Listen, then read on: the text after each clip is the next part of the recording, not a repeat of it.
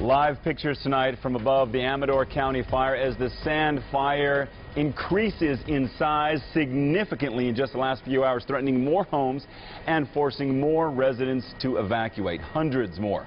Multiple fire agencies are working tonight to try and stop the fire's progress. Meantime, that fire exploded this afternoon. Here's what we know about the fire right now. The official word from CAL FIRE is that the fire is 1,300 acres and 20% contained, but those numbers have not been updated since last night, so they are expected to grow significantly in the next short while. CAL FIRE is meeting right now. We're expected to have an update sometime in the next few minutes, if not in the next half hour. So far, the fire has destroyed 5 homes and 7 outbuildings. Also, new evacuations are in place tonight, affecting an additional 450 people. Here's a look at the fire, the fight against the flames. Live Copter 3 caught this DC-10 air tanker dropping that retardant there. Now keep in mind, that is about a mile in length. That plane is capable of dropping a lot of fire retardant over the fire to help firefighters. About a mile-long path of fire retardant that plane can drop. Significant drop there, and that's been going all afternoon. Here's a look at the new areas evacuated today. The River Pine subdivision, Vintage Road to Sand Ridge Road, Vintage Road to Morning Canyon Road, all of Buzzards Gulch Road, as well as the roads off Buzzards Gulch have been evacuated. New video from the evacuation center at the El Dorado County Fairgrounds earlier today. Some of the evacuated horses there and people taken to the shelter. The shelter has now been moved to Ponderosa High School. The El Dorado County Fairgrounds will still be used to shelter animals of those evacuated. Our full focus is on the sand fire tonight. We begin with Kevin Oliver, who's been there last night and throughout the day today and seen this fire progress. He's in Amador County with the latest on the evacuations. Kevin.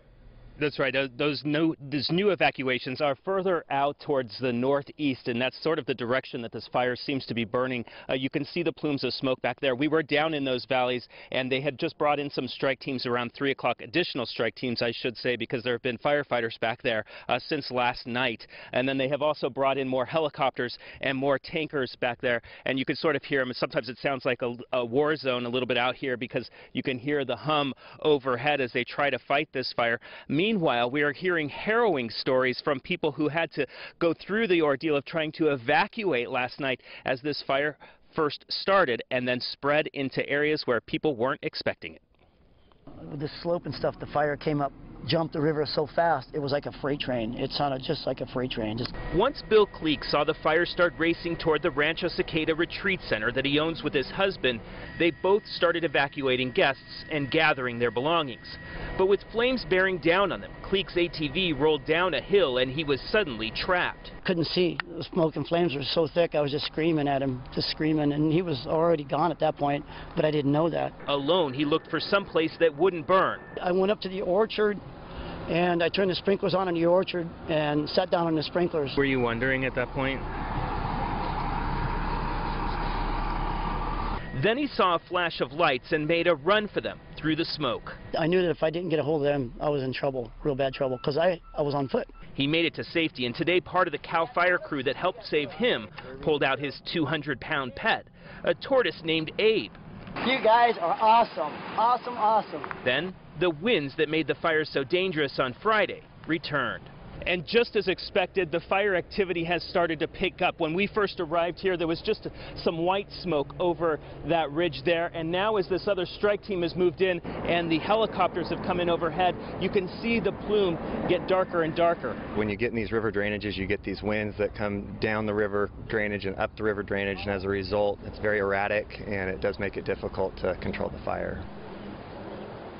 Today that firefighters were hoping that to try to get it contained. They said today was the day to try to do that based on some of the weather conditions that they're expecting, and just because this fire continues to burn in areas that are both steep in terms of the terrain and hard for them to get to.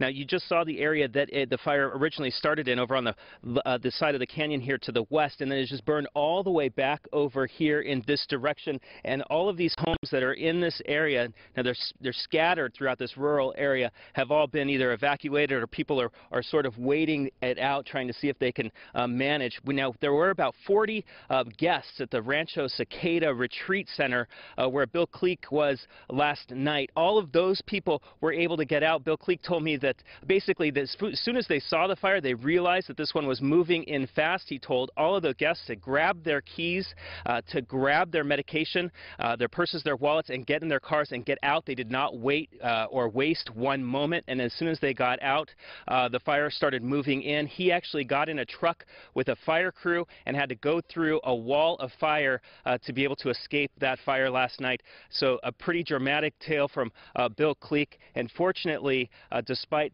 the structures that we've heard that have been damaged and destroyed as a result of this, nobody has been severely injured or killed as a result of this fire. Richard?